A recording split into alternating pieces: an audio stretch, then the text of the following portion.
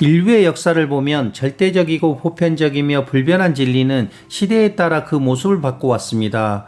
왜냐하면 철학자마다 진리가 있다와 없다를 분리하여 어느 하나를 전제로 탐구했기 때문입니다. 여기서 제가 말하려는 것은 진리가 있다거나 없다는 말이 아닙니다.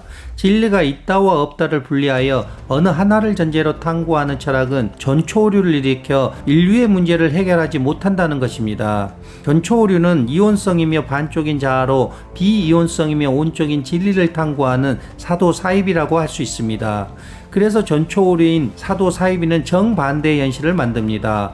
반대로 종도는 이온성인 반쪽과 반쪽을 합일하여 비이온성이며 온쪽인 진리를 탐구하는 것입니다. 그래서 종도는 원하는 현실을 만듭니다. 전초오류는 두 가지 형태로 나타나는데, 첫 번째는 자아로 진리가 없다는 전제로 하는 철학은 초의식 C를 전의식 A로 환원하는 환원오류를 일어나게 합니다. 절대적인 진리가 없다는 상대주의와 절대적인 진리나 그 진리에 도달하는 방법 자체가 없다는 회의주의가 환원오류에 해당합니다.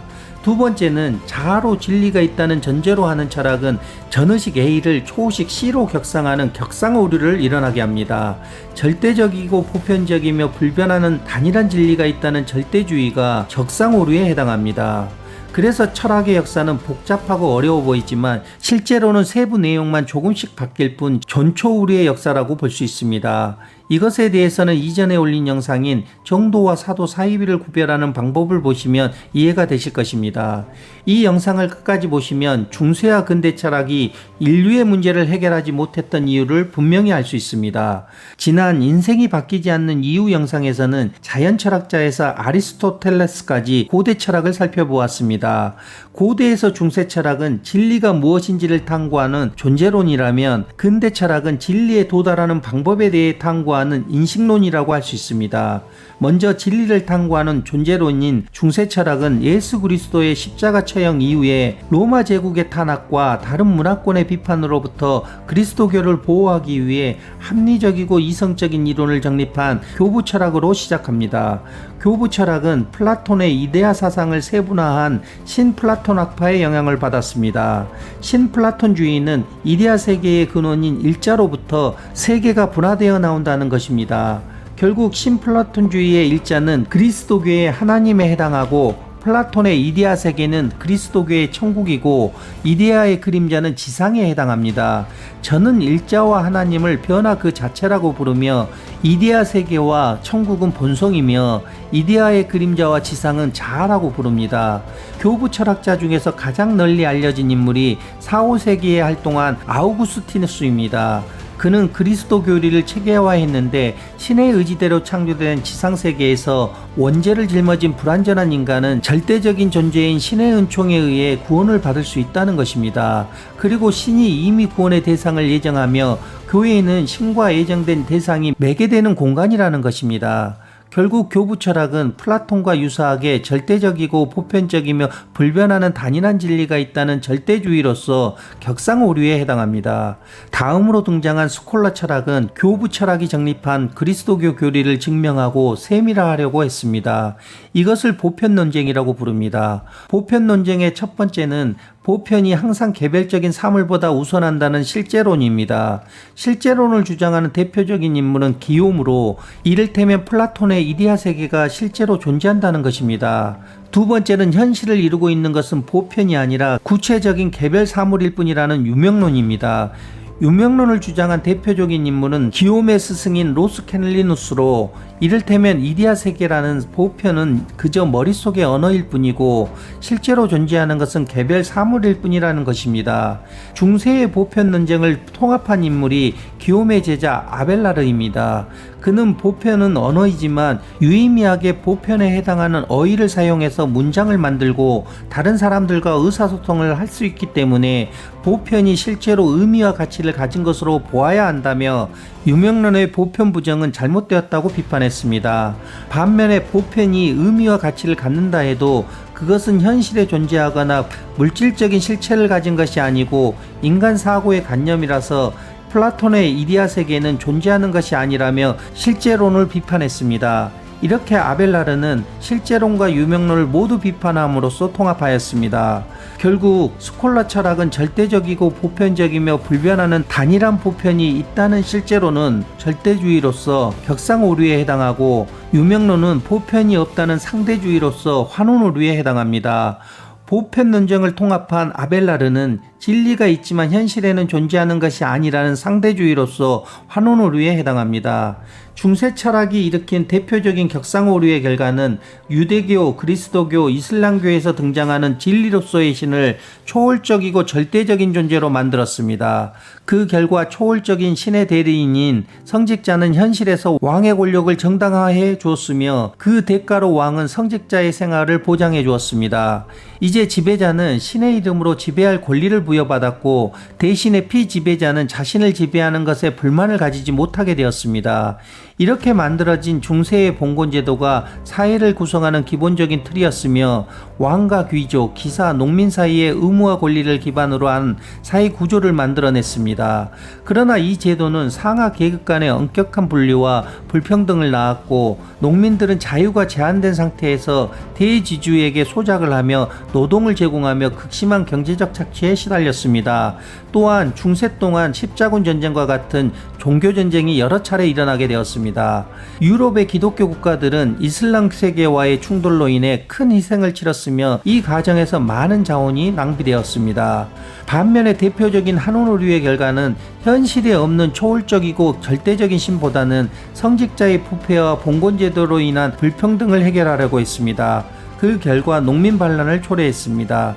대표적으로 14세기 와트 타일러의 난 같은 봉기가 일어났습니다. 이 밖에 중세 사회의 문제들도 전초오류의 결과라고 할 수 있습니다. 이와 같이 중세 철학은 인류의 문제를 해결하지 못하고 문제들을 더 많이 만들게 된 것입니다. 이렇게 신이 중심이었던 중세가 지나고 근대에 들어서면서 인간이 중심인 이성의 시대가 되었습니다. 다시 말해서 중세는 절대주의와 상대주의의 싸움이 보편 논쟁에서 실제론과 유명론에 있었다면, 근대는 합리론과 경험론의 논쟁으로 변형되었습니다. 합리론은 실제론과 유사하게 개별적으로 관찰되는 개체보다는 변하지 않는 수학적이고 관념적인 이성을 중시했습니다.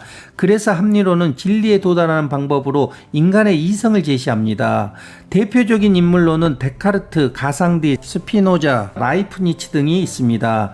그 중에서 데카르트는 모든 것을 의심하다 보면 도저히 의심할 수 없는 절대적인 진리가 나타날 것이라고 생각했습니다. 이것을 방법적 회의라고 부르며, 이 방법을 통해 불확실한 모든 것을 제거하고 확실한 진리의 기초를 확립하고자 했습니다.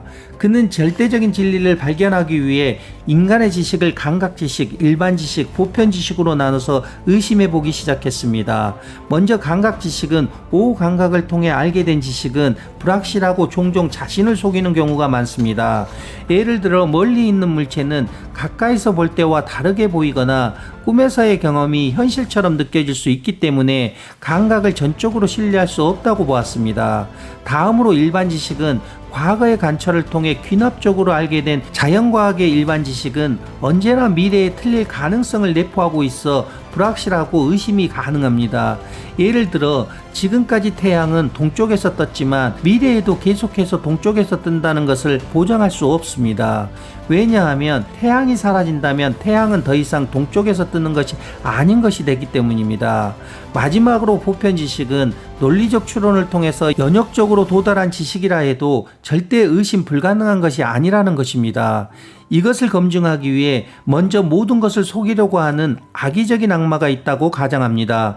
이 악마는 인간의 감각과 사고를 완벽하게 속일 수 있으므로 인간이 확실하다고 믿는 모든 것들이 사실은 거짓일 가능성도 존재한다는 것입니다. 이를테면 1 더하기 1은 사실 3인데 악의적인 악마가 인간을 속이기 위해 1 더하기 1은 2인 것처럼 인간의 생각을 바꿀 수도 있다는 것입니다. 결국 데카르트는 끝없는 의심을 거친 후에도 한 가지는 의심할 수 없다고 결론 내립니다. 그것은 바로 자신이 의심하고 있다는 사실입니다. 그러면 의심하는 행위 자체는 존재로 증명하는 것이므로 그는 나는 생각한다, 고로 존재한다라는 명제를 통해 자신의 존재를 확신할 수 있게 되었습니다. 이 명제는 데카르트가 방법적 회의를 통해 도달한 최초의 확실한 진리입니다. 나아가 데카르트는 내가 생각하고 존재하는 것을 넘어 눈에 보이는 세상이 실제로 존재하는지 증명하기 위해 신에 대한 관념을 끌어들였습니다. 내 생각 속의 신은 완전하고 절대적입니다. 하지만 인간은 의심하는 불완전한 존재입니다. 여기서 질서에서 무질서가 도출될 수 있어도 무질서에서 질서가 도출되지 않듯이 완전함에서 불완전함이 도출될 수 있어도 불완전함에서 완전함은 도출될 수가 없습니다. 그런데 불완전한 존재인 인간에게 이미 신이라는 완전함이라는 개념이 머릿속에 자리 잡고 있습니다. 그래서 데카르트는 불완전한 인간이 신이라는 완전한 개념을 가질 수 있는 것은 외부의 절대적인 존재가 인간에게 신의 개념을 주입했다고 보았습니다. 따라서 인간의 관념 속에서 발견되는 완전함이라는 개념을 근거로 외부의 절대적 존재로서의 신은 존재할 수밖에 없음을 증명했습니다. 마지막으로 데카르트는 세계를 증명하였습니다. 그는 신은 개념상 절대적이고 완전하기에 불성실하거나 나태할 수 없습니다. 그래서 절대적이고 완전한 신은 인간을 속이지 않고 이 세계에 존재할 것입니다. 따라서 신이 있다면 세계는 존재해야만 합니다. 이렇게 데카르트는 인간의 이성에 의해 나, 신, 세계를 증명하였습니다.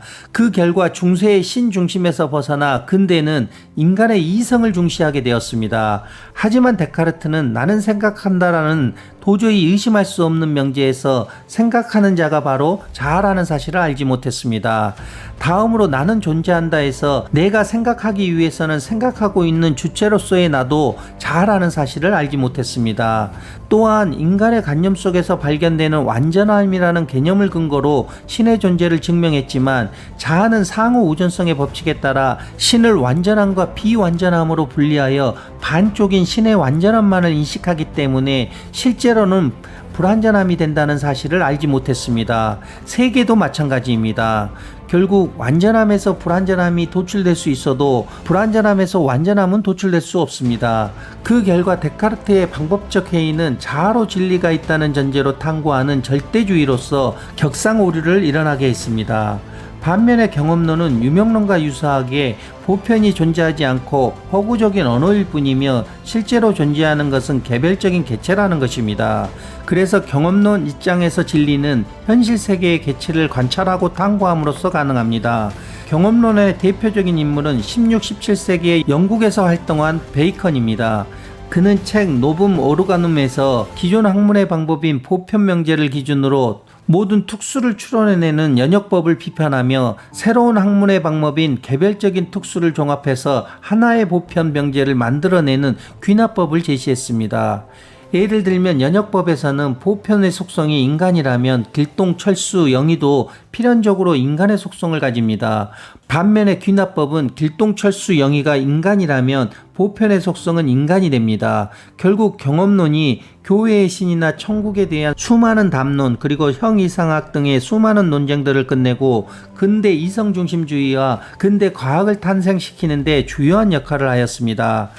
하지만 베이컨은 자아로서 개별적인 특수를 모두 종합하더라도 비이온성이며 온적인 보편, 진리를 만들 수 없다는 사실을 알지 못했습니다. 왜냐하면 자아는 하나의 세계를 두 개의 세계로 분리는 하지만 분리된 두 개의 세계를 다시 하나의 세계로 합의를 하지 못하기 때문입니다. 결국 베이컨의 귀납법은 자아로 보편, 진리가 없다는 전제로 개별적인 특수를 종합하는 상대주의로서 환원오류를 일어나게 했습니다. 그러다가 18세기에 이르러 근대의 합리론과 경험론을 종합한 관념론을 제시하여 철학적 논쟁을 종결지은 인물이 칸트입니다. 관념론은 여러분 앞에 사과가 있다면 사과와 세계는 자신의 머릿속에 있다는 것입니다. 다시 말해서 여러분은 앞에 있는 사과를 보는 것이 아니라 머릿속의 사과 이미지를 보고 있는 것입니다. 이처럼 칸트는 눈에 보이는 세계를 현상이라고 부르고 현상 너머의 진짜 세계를 물 자체라고 불렀습니다. 현상을 자아라고 부르고 물 자체를 본성이라고 부릅니다. 그런데 칸트에 따르면 인간이 알 수 있는 것은 현상뿐이고 사물의 실제 자체인 물 자체를 인식하는 것은 절대로 불가능한 일이라고 했습니다.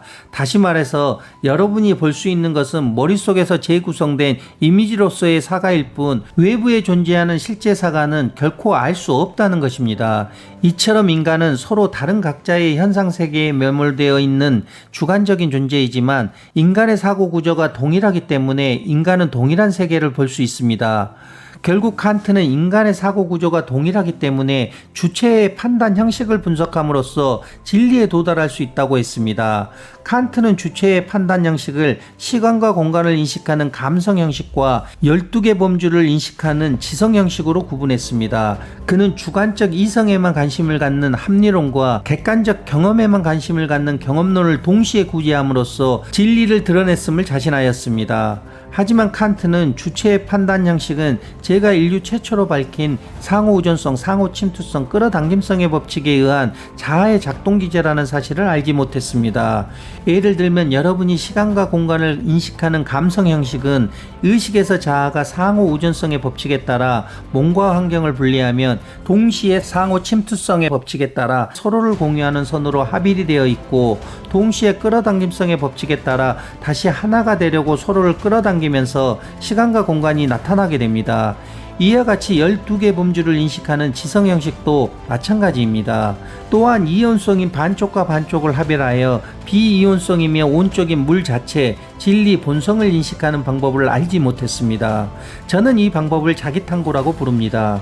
그 결과 관념론은 현상 너머의 진짜 세계인 물 자체, 진리, 본성은 인식할 수 없어 주체의 판단 형식을 찾아야 한다는 상대주의로서 환원오류를 일어나게 했습니다. 이것에 대해서는 이전에 올린 영상인 절대계와 현상계가 작동하는 원리를 보시면 도움이 되실 것입니다. 마지막으로 근대 이성을 전복시켜 현대의 포스트 모던이 등장하는 길을 연 인물이 니체입니다. 그는 서구 사회가 병들고 건강하지 못한 원인은 소크라테스부터 시작한 서구 이성중심주의 철학과 예수 이후의 그리스도교 사상이라고 진단했습니다. 예를 들면 주인의 도덕은 지배자 계급의 도덕으로 진취성과 확실성, 결단력, 창조력 등은 선으로 여깁니다. 하지만 주인으로부터 강압되고 억눌린 노예의 도덕은 피지배자 계급의 도덕으로 겸손, 근면, 친절, 순종, 질서의 순응 등을 선으로 여깁니다. 그런데 니체는 노예 도덕의 본질이 분노와 오난이라고 보았습니다. 다시 말해서 주인이 되지 못하고 주인에게 현실적으로 복수하지 못하는 억눌린 노예들의 원한이 그들의 도덕의 본질이라는 것입니다. 그리고 그리스도교가 이 원한의 도덕을 근본으로 한다고 했습니다. 그래서 노예의 도덕은 주인의 진취성, 결단성, 창조력 등을 악으로 만들어버렸습니다. 결국 니체는 주인의 도덕은 자신에 대한 무한한 긍정에서 출발하는 건강한 도덕이지만 노예의 도덕은 타인에 대한 원한에서 비롯된 병든 도덕이라는 것입니다. 그 결과 사람들은 무엇인가 억눌리고 금욕적이며 겸손하고 희생하는 건강하지 못하게 병들어 버렸다는 것입니다. 다시 말해서 노예의 도덕을 선이고 주인의 도덕을 악이라고 생각하는 사람이 어떻게 현실을 건강하게 살아갈 수 있느냐는 것입니다. 니체는 병든 사회를 치유하는 방법으로 그의 책 차라투스트라는 이렇게 말했다 해서 위버맨시 초인과 영혼회귀를 제시했습니다. 먼저 위버맨시는 기존의 도덕적, 사회적 규범을 뛰어넘어 스스로 새로운 가치를 창조하는 인간을 뜻합니다. 영혼회귀는 지금 자신의 삶이 무한히 반복한다는 것입니다. 즉 지금 이 순간은 반복되는 영원한 시간이라는 것입니다. 이것은 다른 존재로 환생하는 힌두교나 불교에서의 윤회와는 다릅니다. 영혼회귀에 따르면 여러분은 지금의 삶이 끝나면 정확하게 지금의 삶을 그대로 다시 살게 된다는 것입니다. 그래서 미래의 불확실한 목표를 향해 지금 이 순간을 희생하는 것이 아니라 영원한 지금 이 순간을 가장 가치 있고 의미 있게 살아야 한다는 것입니다. 이러한 삶의 비밀을 깨달은 사람이 위버맨시라는 것입니다. 하지만 니체는 상호 우전성의 법칙에 따라 주인의 도덕과 노예의 도덕은 모두 정반대의 현실을 만든다는 사실을 알지 못했습니다. 왜냐하면 선은 악을 끌어당기고 악은 더 큰 악을 끌어당기기 때문입니다. 그리고 삶의 주체가 자아일 때 상호 우전성의 법칙에 따라 하나의 세계를 두 개의 세계로 분리하여 쌓은 업으로 인해 윤회를 한다는 사실을 알지 못했습니다. 그래서 지금 자신의 삶이 무한히 반복되는 것이 아니라 자신이 쌓은 업에 맞는 존재로 윤회합니다. 나아가 삶의 주체를 자아에서 본성으로 옮겨야만 지금 이 순간을 살 수 있다는 사실을 알지 못했습니다. 그 결과 니체는 절대적인 진리나 그 진리에 도달하는 방법 자체가 없어 지금 이 순간을 가장 가치 있고 의미 있게 살라는 회의주의로서 환호를 일어나게 했습니다. 윤회에 대해서는 이전에 올린 영상인 환생과 윤회를 하는 이유를 보시면 이해가 되실 것입니다. 근대 철학이 일으킨 대표적인 격상오류의 결과는 이성으로 절대적이고 보편적이며 현실에 없는 무언가의 질서를 찾으려는 격상오류에 빠진 이상적인 사람이 나타나게 되었습니다. 그들은 이성을 중시하는 자본주의를 발달시켜 계층 간 불평등과 빈부격차를 심화되게 했습니다. 다시 말해서 산업혁명으로 인해 자본가 계급은 막대한 부를 축적하였지만 반면에 노동자들은 긴 노동시간과 낮은 임금 그리고 열악한 노동 조건과 위험한 작업 환경에 처해졌습니다. 특히 아동 노동이 만연했으며 이로 인해 사회적 비난이 일어났고 노동운동이 발생하게 되었습니다. 반면에 대표적인 한오류의 결과는 이상적인 사람들을 꼴보기 싫어하고 눈에 보이는 경험과 물질을 중시하는 한오류에 빠진 현실적인 사람이 나타나게 되었습니다. 그들은 지금 이 순간을 가장 가치 있고 의미 있는 것은 개인이 되었고 절대적 진리나 객관적 지식에 의문을 제기하게 되었습니다. 그 결과 전통적인 공동체나 가족 단위가 해체되면서 개인주의가 강조되고 사람들은 더욱 고립되고 소외되었습니다. 이 밖에 근대사회의 문제들도 전초오류의 결과라고 할 수 있습니다. 이와 같이 근대 철학은 인류의 문제를 해결하지 못하고 문제들을 더 많이 만들게 된 것입니다. 이것에 대해서는 이전에 올린 영상인 실패하는 이유를 보시면 도움이 되실 것입니다. 오늘 여러분은 이성이 문제를 해결하지 못하는 이유를 명확하게 알았습니다. 그래서 지금 여러분이 해야 할 일은 자아를 온전히 이해하고 수용하는 자기 탐구를 통해 삶의 주체를 자아의 동일시에서 벗어나 본성으로 옮기는 것입니다. 그리고 여러분은 삶이 자기 탐구가 되고 자기 탐구가 삶이 되도록 해야 합니다. 왜냐하면 자아가 생존하기 위해 끊임없이 유혹하기 때문입니다. 여기서 중요한 것은 여러분이 자기 탐구를 자아로 개념적으로 이해하고 있는지를 항상 점검해야 한다는 것입니다. 왜냐하면 자기 탐구도 자아로 개념적으로 이해하면 전초오류가 일어나 반쪽인 자아로 온쪽인 본성을 만들려는 사도 사이비가 되고 자아를 체험적으로 인식하면 반쪽과 반쪽을 합일하여 온쪽인 본성을 만드는 정도가 되기 때문입니다. 그러면 인류는 괴로움과 가난, 갈등과 분쟁, 폭력과 전쟁 등이 없는 본성으로 사는 새로운 인류가 탄생하게 됩니다. 다음에 올린 영상은 포스트 모더니즘을 탄생시킨 현대 철학에 관해서 이야기해 보려고 합니다. 인류 최초로 밝히는 우주의 원리와 법칙을 알고 싶다면 지금 구독, 좋아요, 알림 설정을 눌러주세요. 그러면 여러분은 인생을 바꾸고 운명을 바꿀 수 있습니다. 나아가 본성으로 사는 새로운 인류가 탄생하게 됩니다. 이상 복송이었습니다. 감사합니다.